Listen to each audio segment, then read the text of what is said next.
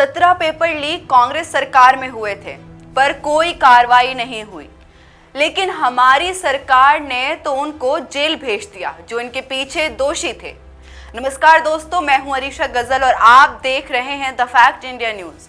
और ये बात राजस्थान के कृषि मंत्री डॉक्टर किरोड़ी लाल मीणा ने कहा है, जो अलवर दौरे पर थे। और फिर क्या हुआ? प्रेस कॉन्फ्रेंस के सामने उन्होंने अपने दिल की बातें खोल दी। पेपर लीक से लेकर पानी की योजनाओं तक और हर गहलोत सरकार की जो चीजें थी उनके ऊपर उन्होंने जमकर सवाल उठाया है। आज की वीडियो में आपको हम आसान भाषा में इन चीजों को समझाएंगे, तो वीडियो को आखिरी तक जरूर देखिएगा। किरोड़ी लाल मीणा का ये बयान क्यों जरूरी है, पेपर लीक जो है वो राजनीति में क्या महत्वपूर्ण है और क्या नहीं है, और जो सरिस्का टाइगर रिजर्व है इसका मामला भी हम आपको पूरी तरीके से समझाएंगे। तो सबसे पहले जानते हैं कि किरोड़ी लाल मीणा ने क्या कहा और क्यों कहा।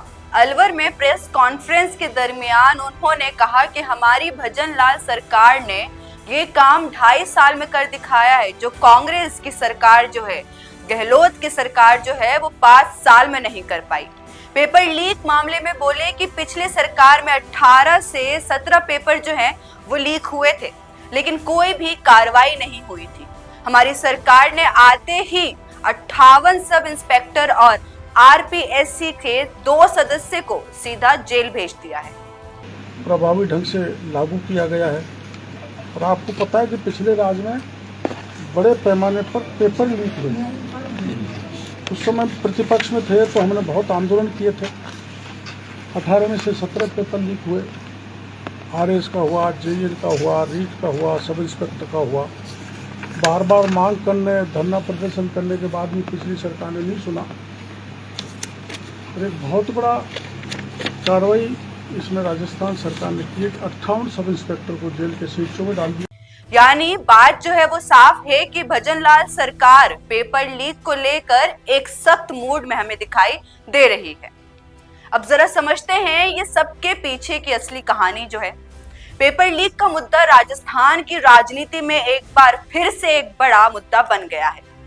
गहलोत सरकार के वक्त जो है वो छात्र संगठन, कॉम्पिटिटिव एग्जामिनी और आम लोग लगातार प्रदर्शन करते हुए नजर आ रहे थे, यानी कि सब के सब प्रोटेस्ट में नजर आ रहे थे। लेकिन राजनीतिक जो इच्छा शक्ति की कमी है वो एक बड़े रूप में हमें देखने को मिलती है। इसके खिलाफ कोई ठोस कार्रवाई नहीं हुई। वहीं दूसरी ओर भजन लाल सरकार ने आते ही आरपीएससी सुविधाओं पर जोर दिया और पेपर लीक पर गिरफ्तारी करना शुरू कर दिया, जो कि एक सख्त मैनेजमेंट का रूप लेती है। अब बात है कि किरोड़ी लाल मीणा की जो बाकी घोषणाएं थीं उनको भी हम समझ लेते हैं। और ये कह सकते हैं हम बड़े विश्वास के साथ कि जो 5 साल में नहीं हुआ वो 1.5 साल में माननीय भजन लाल जी की सरकार ने करके बता दिया। इसके अलावा आपको एक योजना की जानकारी है, राज्य की प्रमुख उपलब्धियों में उसको माना जाता है टीआरसीपी। जो चंबल और चंबल की जो सहायक नदियां हैं उनका पानी के लिए एक योजना बनी, जिसमें केंद्र ने उसको क्लीयरेंस दे दी। और जहाँ मैं मेरी पत्रकार वार्ता कर रहा हूँ, यहाँ तक चंबल का पानी आएगा। हम सपने में भी नहीं सोचते थे कि चंबल का पानी अलवर की धरती पर आ सकता है। इतनी बड़ी योजना राज्य सरकार ने